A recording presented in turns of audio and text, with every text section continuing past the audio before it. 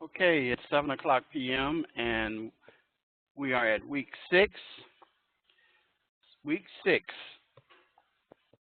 of critical issues in criminal justice. And I told you that the quarter would move pretty fast. We are now heading toward the second half, which would be weeks 7, 8, 9, 10, and 11.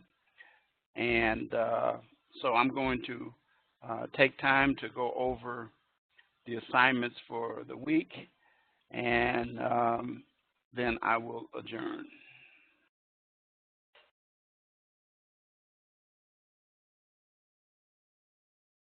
Okay. I am going to remind you to check your rubrics for your written assignments, and then also remind you that we have 2 more lectures to go after today, weeks 8 and week 10. And your recordings for your lectures are located under this tab. We didn't do one for week 2 because I had some personal issues I was dealing with. I shared that information with each of you students. And then also, you did week 4, so now today we will do week 6. So I will be sending you a copy of the link as well as posting it under the live classroom session information. So let's look under the announcements for expectations for the week. Corrections and rehabilitation. And so you were supposed to read chapter 11 of Visions for Change and read and look at the sections World of Prisoners, which we'll go over briefly tonight. And then you just have a discussion post for the week. Help Me is the discussion post for the week. And so this is a pretty light week. I do want to remind you to keep working on your critical issues paper. Your annotated bibliography with at least 5 research sources is due next week. I am going to be sending you several articles that I just came across, and one of them involves annotated bibliography, and you'll find that beneficial and helpful along with the resources that I've already supplied to you concerning annotated bibliography. So let's take a look at our course calendar, which is very light this week. So let's see, we're at the course calendar. And you can see where we are, your reading assignments, your initial post. Your reply post is due Saturday by 11:59 p.m. Central Standard Time. And then, there's no written assignment for the 12th. So you'll notice that. So you got a pretty light week.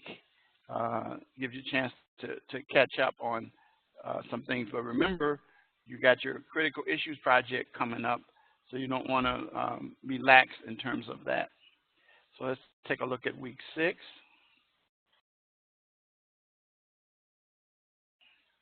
CD again, remind you there's only one assignment here, and that's the discussion concerning Help Me. And so based on your reading and research, what are 2 characteristics that seem to be necessary for a treatment program to reduce recidivism, and support with details in your initial post. Then I'll submit a reply post to you, and then I'll submit a post for you to reply back to for Saturday. So make sure you get that done. Your initial post was due on Tuesday, so you want to make sure that you have that done. Okay, so now let's go back and let's look at what the module is telling us. Lesson content. So rehabilitation programs and dealing with corrections and all these types of things. So we're going to talk a little bit about that in just a few. Again, remind you of your assignments. So World of Prisoners, we're going to go over each of these sections. And then we're going to complete. The major field test, if you notice, is not here anymore. So you don't have that as anything to do. They have removed that. They should have removed that from this course because I already notified them. So anyway, let's go right to the Mural of Prisoners. Everybody should understand that when you're dealing with the correction system, it's like a last stop. It really, though, is not the last stop, but is actually a place where we hope that a new beginning will come to you. And in the system, some offenders, it says, are forced to pay for their crimes and or seek treatment. And there are many issues that for professionals in correctional settings to consider. So some of these are mandatory sentencing.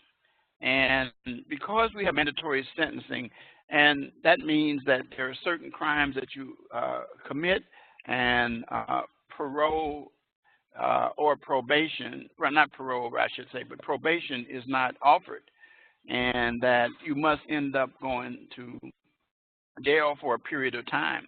So as a result, the fact that the prisons have become overcrowded, there's not enough resources to build new prisons. So the question is, what should we do about that? Should we discontinue it? I'd say absolutely, positively, without a doubt, no, because of the fact that what we need to do is extend the sentences to be commensurate with the crime that the person commits, so that it's not like a slap on the wrist. When I was a kid, sentencing was very, very lax. For example, if you received 10 years, it meant 5 automatically off the bat. It was always a good time, a day for a date. So they've kind of eliminated that, and that you're going to serve a certain period of time before you even qualify for parole. So as a result, that's one of the issues that has begun to hit the nation all over. What should be provided to inmates, and the question of what they should be provided with: televisions, gyms, access to education, sports, counseling, drug treatment. All of the above, in my opinion, are important, because you got to remember one thing, that the individuals are still human beings, and that those individuals need to be treated with dignity and respect. I know they've committed crimes, but the point of the matter is you're a professional as a correction officer, and you have the responsibility to try to set an example, and also to begin to eliminate or minimize the recidivism within an individual. And if you work with them and they get the services that they need, it keeps them at least under control in a situation. Particularly, like if you have televisions, they look at television, and then there are certain programs that they're not allowed to watch or see. And so as a result, you do monitor the televisions, but there should be some TV time. Gymnasium, absolutely, because of the fact that you know, physical fitness is important to all people, and just because a person is incarcerated, that shouldn't be taken away. And the only time that I've really seen that taken away is in a situation where a person commits an offense while in prison, and they put them in solitary confinement and they're isolated. In that instance, then you're deprived. But as a general rule, that should be provided. Access to college education, absolutely. There is a correlation between increased education and decreased recidivism. We have discovered that it is cheaper to educate than to incarcerate. Therefore, when you have an individual who is in prison, sometimes they're in prison because of lack of education. Now, some people have argued a ridiculous point. They said, well, why should a person go to prison and get a college education at our expense? So because they said, well, then people would go to prison to get a college education. I said, that's a ridiculous statement. I have never in my entire life, in my professional career, and run across anybody in my non-professional career that said they know how to get their education free if they go to prison. I just never heard that. And I don't think we're ever going to hear that. It doesn't make any sense. Well, the idea is this. When you educate someone, you're bringing them to a new direction in life or an opportunity for something that they didn't have before. And then they begin to focus on that. So therefore, they don't concentrate on the crime. Now, I want that because of the fact that one day these individuals will be released back into society at one time or another, regardless of how much time they serve. And I'd rather have them come back in a situation where we could coexist and I don't have to be concerned, particularly as I get older, as a senior citizen, these youngsters coming out of jail and they're out there, they don't have any education, they don't have any opportunities, they turn to crime. And guess who the victims end up being? A lot of seniors as a result. So I think access to education is one of the things that should be incorporated into the corrections genre. Sports, same thing, an outlet. Sports gives someone a chance to have something to focus on, to take their time away. You know, you're already incarcerated, okay? You're limited in what you can do. But if you can participate in a sport, many times they have football, they have basketball, they have baseball teams. I've seen soccer teams. And those kinds of things help to give those individuals who are incarcerated some time to reflect. And there have been times when it's been beneficial. I've actually seen a few people come out of prison and become professional athletes. There was a guy who was in prison years ago in Michigan, and he was discovered by a former inmate who got out earlier, and he got into baseball with the Detroit Tigers, and he remembered this kid in prison. His name was Ron LaFleur, and you can check it out and you'll see. But Ron LaFleur ended up making a career out of baseball. Now, the only problem is that Ron got into some further problems later that involved drugs. But again, the point of the matter is that you begin to point many, many, many people in directions that they never would have gone without the benefit or opportunity to participate in sports while in prison. Counseling, that's a given. You want to counsel. So, you know, I'm strongly in favor of rehabilitation when it comes to inmates, because of the fact that then they can be more useful to society. They can be contributors to society rather than individuals who take away from society by committing violent offenses or committing crimes and violating the laws. Drug treatment goes without saying. I am aware of the fact that many of our crimes that take place in this country have to do with drugs and drug treatment. For example, there are people who are addicts. They will commit acts to support their habit. And then unless you address that issue, you can hold them 5, 10, 15, 20, 30 years and let them out, and you never address the issue, then they come out, they're still going to have the problem, and they're going to still continue to commit the offense. And, you know, I tell people all the time, you have to treat the issue, go to the root of it. And when drugs are involved, you can save a person's life. I had a young man that comes to mind right now that I represented. He was a burglar. He always did burglaries. And that I discovered that he had a drug problem. And so he committed a burglary, and I was representing him. And I told his family, I says, keep this young man incarcerated while we are waiting trial. Let him get some treatment inside. Well, I don't generally say that, but this was a situation where I recognized that it would be detrimental for him to be released. So they went over what I said, and they got him out on bail. And a couple of days later, he left the house and went to a part of town where he crossed over the highway, the expressway, and attempted burglary. Well, the police ensued him and were in a chase with him. As a result, he tried to get back across that highway a second time. He wasn't able to. He got hit by several vehicles and he died. He died. But the reason why was because he was trying to get money to support his habit. Something else you should be aware. They say, what about violent offenders?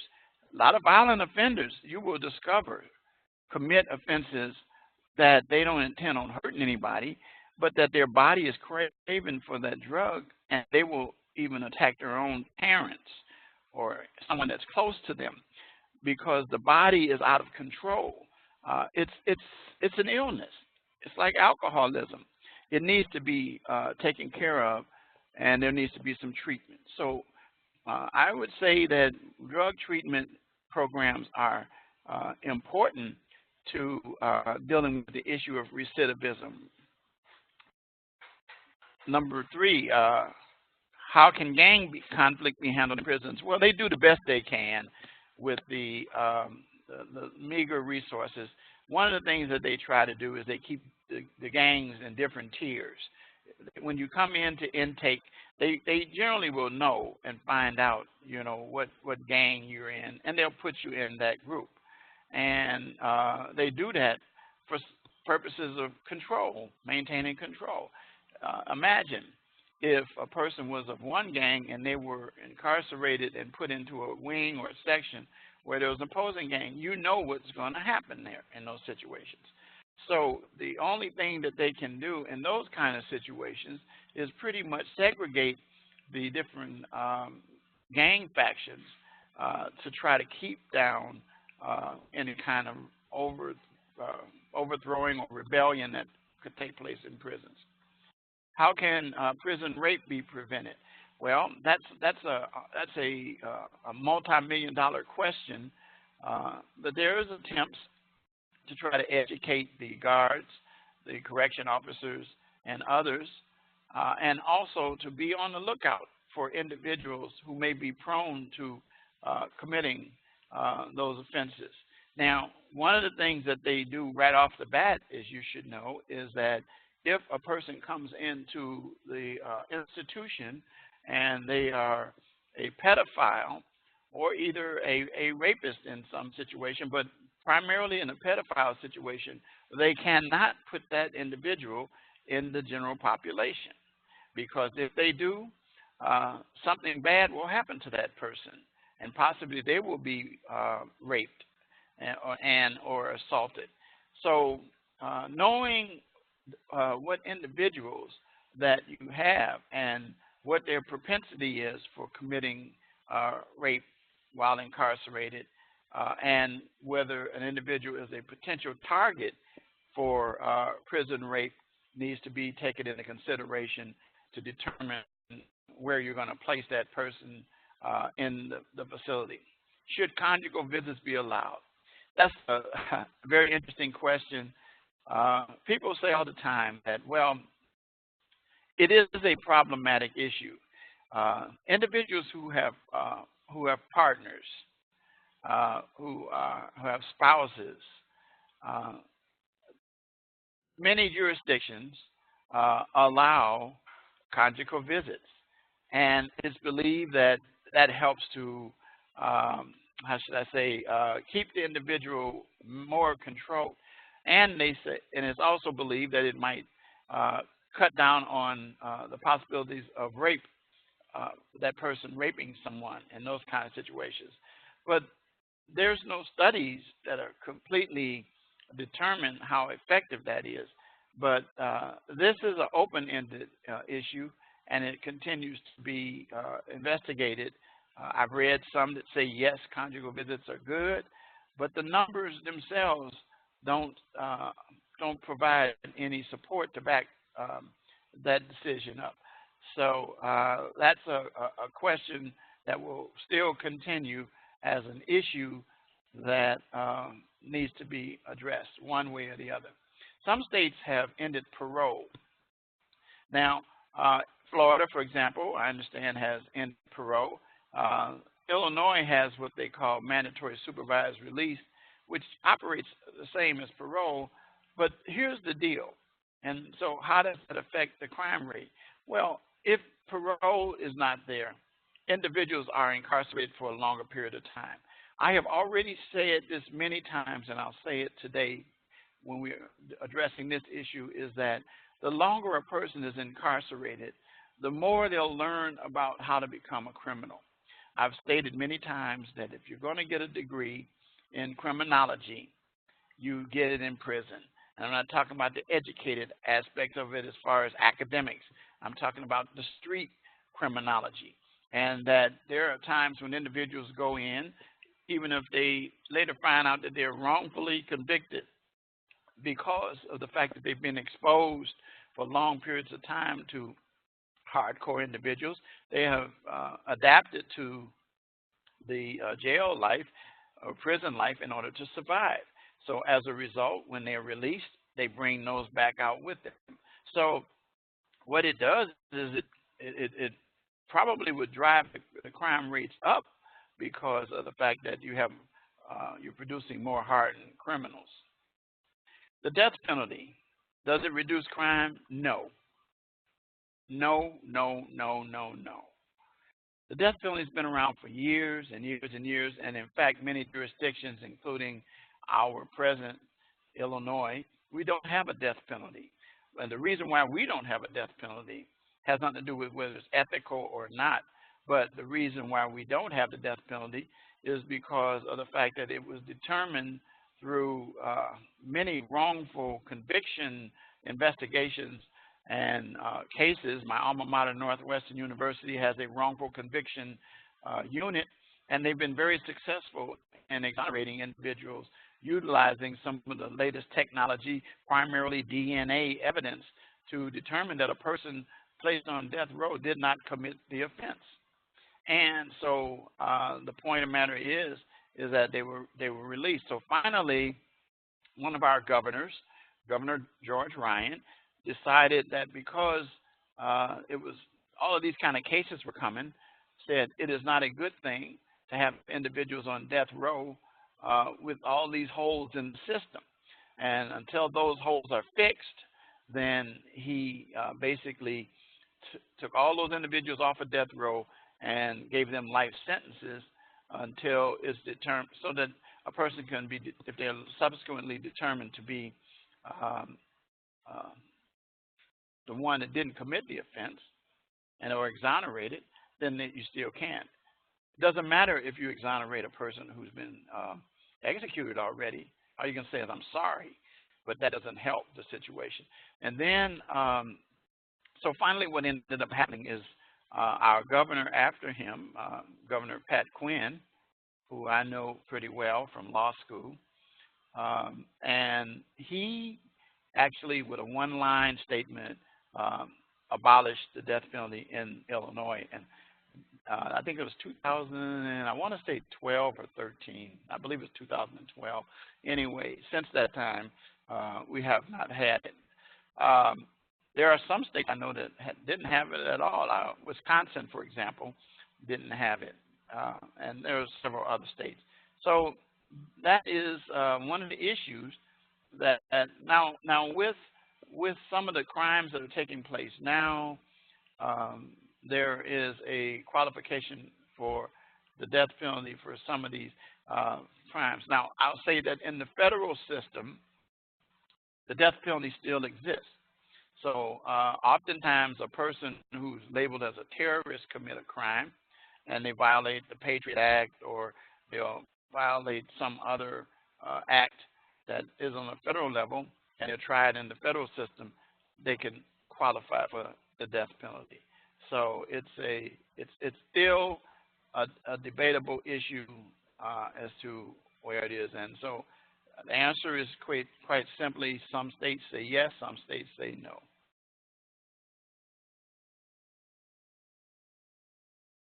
treatment option. We kind of talked about that. Corrections and rehabilitation, continuing.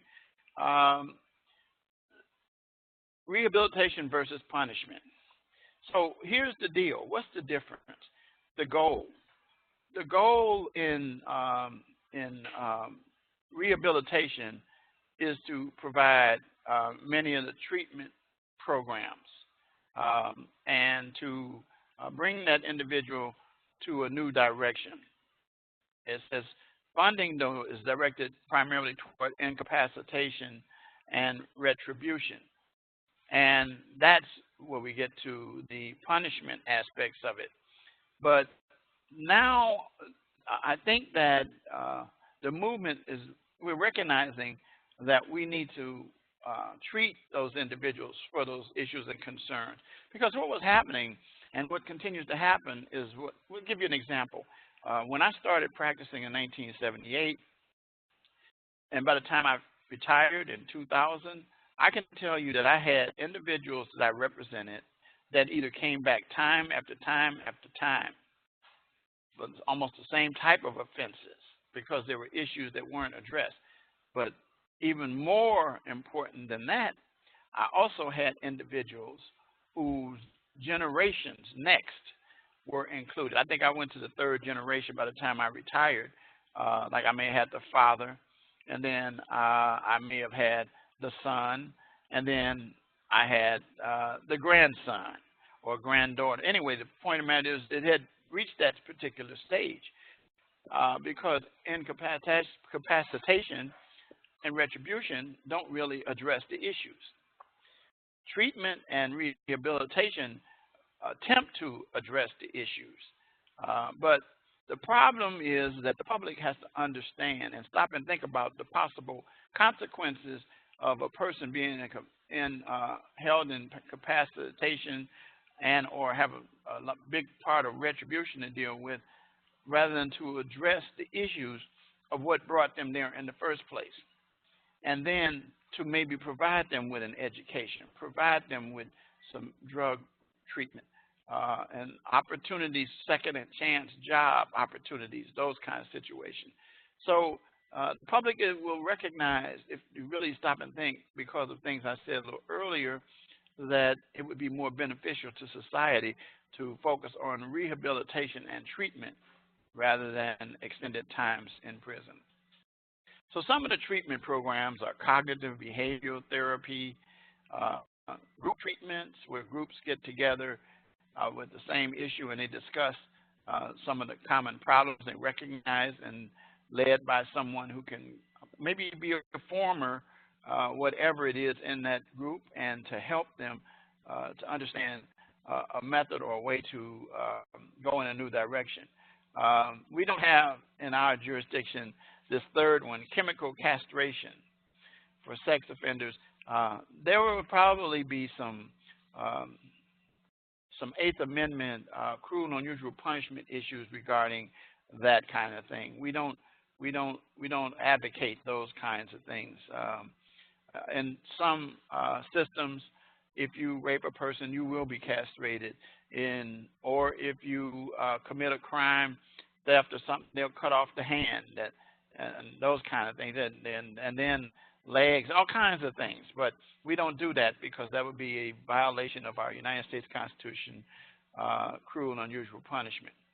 Anger management counseling is something that helps because a lot of individuals find themselves angry. But one of the reasons that individuals are angry is because they have been so, how should I say, kept down or not given any kind of positive encouragement to turn them into a new direction.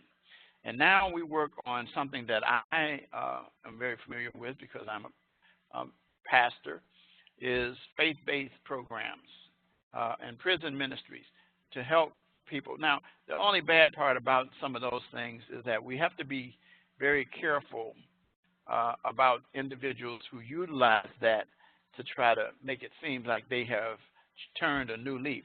I am dead against that. And, when I run across it, I let the person know, you don't do that. And so anyway, the bottom line is we still need to do them because there are some individuals who really will change their lives and based on faith-based program and prison ministries. So it would have a positive impact upon some individuals. And if it has a positive impact on one person, that's more than enough for me. Substance abuse counseling, I've kind of already talked about that. I mean, it's like we treat people for colds, we treat them for flu and all kinds of things. Why don't we treat them for dealing with substance abuse issues as well? So, and then there's some optional activities off to the right here about rehabilitation, and then they give a rodeo that takes place in Louisiana in their prison. The proceeds are used to fund programs for inmates. The result, it says, reduce prison violence and recidivism. So that's what I was talking about earlier, taking the inmates and giving them something else to do as an outlet. Okay. There's an article in here about cell dogs. It says that horses and dogs provide a solution to treatment and rehabilitation. There's an article in here that I refer you to read on your own time, where it talks about how cell dogs and horses in institutions help to bring prisoners to a more humane approach to life. And so take a chance, read that article. Okay. And then prisoners. What about rehabilitation? We've already kind of talked about that. And so we already kind of commented about the fact that, so take a minute to deal with these questions. I'm going to go over them now. According to social learning theory, what is the belief that individuals have control over their environment and destiny? External locus, internal, self-esteem, control expectancy. Incorrect. Some would think external. With internal locus, individuals believe their behavior is divided. External means that the individual belief is controlled by their fate, their outside. Inmates have to have something internally. So that's the point, and I want to go back to that so you understand why that point is. So remember, according to the social learning theory, what is the belief that individuals have control over their environment and their destiny, not just their environment and destiny, and that's this one right here, B, just because of what I said. Remember, when something is internally, it operates better than something externally. For example, if you're going to get sick and you have medicine, just possessing the medicine and having the medicine with the ability to take it won't help you. But when you put it inside, that's when it begins to work. And that's what we firmly believe, even in the church world, that people are changed from the inside out rather than from the outside in. And that individuals, depending on how their heart operates, and they focus on the things that they begin to treasure that are close to them, it causes them to go one way or the other. So it's based on internal, not external. All of the following are significant barriers to maintaining family bonds, except which of these does not provide significant barriers? Family does not know the location of the inmate, the distance from the family home to the prison, strict visitation rules by the prison, the family's lack of funds to make trips forward. So I would tend to think that the family doesn't know where the person is, and that's it. Because it is usually not a significant barrier, because the families do know where their inmates are, where their family members are. So it helps with the family members staying in touch with the individuals, it makes it easier. Many prisoners will see less and less of their families. For those who are serving lengthy sentences, they will also lose family members to age and death. So that goes to the point of long periods. So the point of the matter is A is selected because it usually is not a significant barrier. So, in other words, they know where the person is. The degree to which inmates feel they have control over their environment has a significant effect on their behavior. Yeah, well, that makes sense. Inmates who have internal, remember back again, control are more likely to improve their behavior. They will not feel like victims, but as makers of their own destiny. And that's the end of that exercise. So now, let's go down to the last thing. This is a video that deals with custody and treatment. So I'm going to run this, see if it works, because sometimes, okay, I have to. Okay.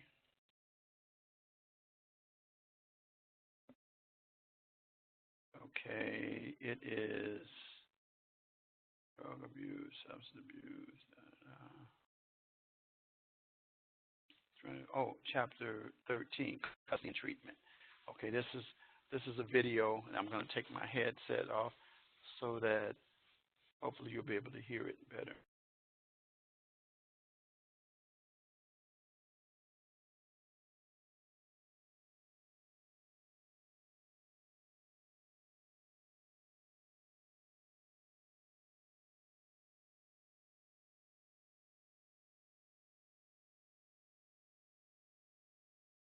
Go back into it again.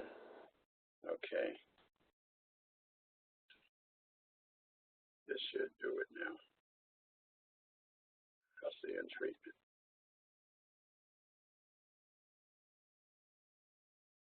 Well, Lifeline was originated in 1993. Since its inception, we've had over 2,000 graduates, and it is a three-phase program which addresses alcoholism, drug addiction, behavior modification. Our program, we believe, is highly successful because of the fact that it is care-oriented and the fact that the length of treatment is longer than, we'll say, private treatment. Here we have a program that lasts at a minimum, and I stress the word minimum, 6.5 months. The other fact that it is because it is a care-oriented program, we have approximately 270 men in active treatment in this facility with a client to counselor ratio of approximately 67 to 1. We have to have something established to where that when the staff is not here, the program basically runs itself. It is a three-phase program that starts in this particular unit as orientation. They spend 38 days in orientation learning the rules and regulations of our particular program. Once they complete the orientation phase, they move across the hall into the adjacent unit and they go through community phase. There they are given an individualized treatment plan, a comprehensive interview with their counselor to determine individual needs, and then they start working on those while they're over there. After they've met certain criteria and they've advanced through the second phase, and they come back and are seniors in this unit and act as big brothers or mentors, if you will, to the brand new people who are orientators. The therapeutic community approach is where one is encouraged to take responsibility for his actions. First, he has to understand why he committed the offense, and then he also has to determine what needs to be done so that he will not commit a similar offense. We believe that alcohol and drugs are only a symptom of the disease, and alcoholism and drug addiction are in fact a disease. As a matter of fact, in 1963, the American Medical Association determined that alcoholism and drug addiction are diseases because it met their criteria for a disease. Now, we feel in our program that this micro community, if you will, if they cannot follow rules and regulations in here, how can they follow rules and regulations out in the community? The background of the inmates varies in education from illiteracy to college graduates. As a matter of fact, we've had a resident in this program that's actually had an MBA. So alcoholism and drug addiction do not discriminate from anybody.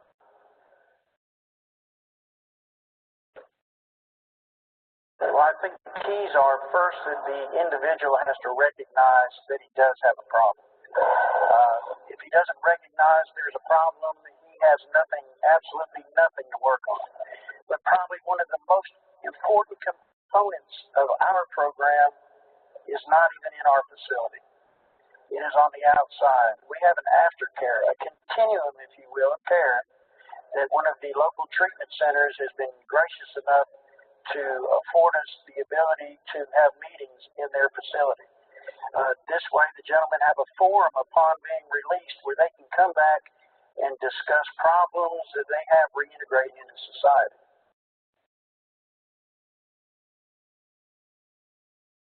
I believe national statistics tell us that about 80% of all inmates incarcerated in all the facilities across the United States are incarcerated due to an alcohol or drug-related crime. Unfortunately, not everyone gets this, but what they learn from is the individuals who have been down that road before. They see that maybe someone who is a little more mature in years that has spent numerous years behind bars and what they did to get them in that position. So a lot of times the mature or older inmates act as role models to the younger ones. Unfortunately, today our age group is becoming lower and lower. The majority of our inmates are coming to us 19, 20, 21 years old. And as a result, they haven't really had to feel long-term incarceration.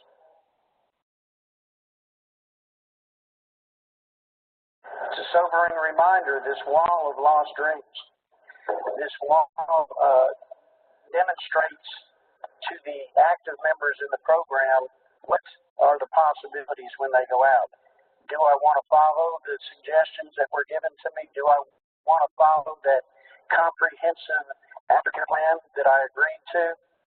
And if I don't, what may happen to me? As a result, these men, since the inception of our program, have lost their lives due to high-risk behavior and going back into the same lifestyle that they started in.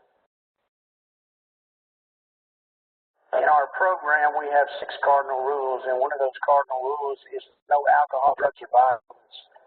And any kind of drugs in this facility is considered a major breach of security, and they are dealt with in a disciplinary board. If they are caught with drugs, we, of course, drug test them, or if we suspect that they're using drugs, we drug test them. But as a whole, we don't have that much of a problem in our particular program. Now, it does happen. I'm not going to sit here and tell you it has happened, because it has. But they would end up probably being placed in a segregation pod and going in front of the disciplinary board, and the disciplinary board would determine what their sanctions would be. Well, those are what we call our house tools, and those are what we hope to reintegrate into the lives of these men. It's not that we have bad men. We have men who have made bad decisions. And these principles, these morals, if you will, are what they were taught growing up. And somewhere along the way, they lost sight of these things. as I said, these aren't bad men. These are men that have made bad decisions, and we hope to try to get them to reintegrate those principles into their lives. And if they do, they become more open, honest, and accountable for their actions, and they start where they act. They start taking responsibility not just as a human being, but as a man, as a father, as a husband, as a child, and that they actually contribute to society when they're released.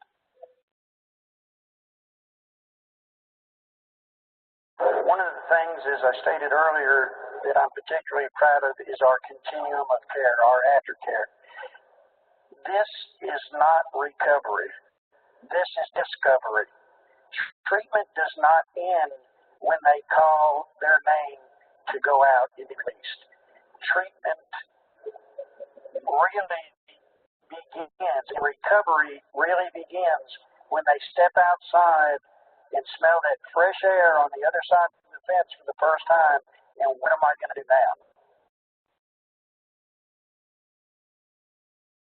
First of all, we make them write out a detailed aftercare plan, what they're going to do when they're released, because a person that writes out their plan is 7 times more likely to accomplish it. We make them write it out, and if they have a sponsor, which we hope to employ with the majority of our people in our program, their sponsor will be the one picking them up. There's no shame in my game. I'm a recovering person myself, and to show you God has a sense of humor, I now work in the program that I went through. So, when we have people that are connected in the recovery community, picking these guys up outside the door, not their buddies, not their friends, but someone who's connected in recovery and taking them to a meeting, their chances go up dramatically if they're making a meeting their first night out of prison. So many of them concentrate on what they've missed the whole time they've been locked up versus what they've gained.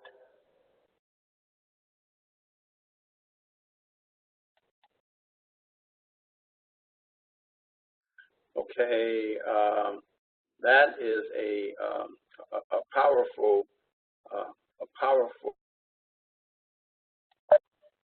thing. You have a chance to hear what was said. If it's a bad sounding recording, take the time to listen to it. You'll hear some things that are, one of the most interesting things in there is that the guy that was actually speaking, who works there now, tells you he's a recovering addict himself, and that he once was in the program that he is now over. So what I'm saying is that there's peers, there's individuals who can help, pointing out the fact that there's some accountability. Notice that at the end of the program, they have a sponsor. They would encourage you to get someone who can help you and be there to give you some support to be a successful recovering individual. But recognizing what I said earlier, they said drugs and alcohol, #1 problems that keep bringing individuals back to prison. So is the real reason for recidivism. So anyway, that's one of the things. So I have shared with you some issues tonight that you can take into consideration in thinking in terms of dealing with punishment versus rehabilitation. And then you can make your call. Sometimes people are affected by their experiences in life as to which road they think should take place. I should be one that goes with punishment, with my story about what happened to me that led me into the criminal justice field. But I have compassion for people who make mistakes, who do the wrong thing. And my goal is to try to turn those people around and turn them into productive citizens and to point them in a direction that will cause them to, again, be more productive to society rather than disruptive to society. So that's it for tonight. We won't have a lecture next week. We'll have our next lecture week 8, which is 2 weeks from tonight. So you know how to reach me if you have any questions. I'm going to say good night.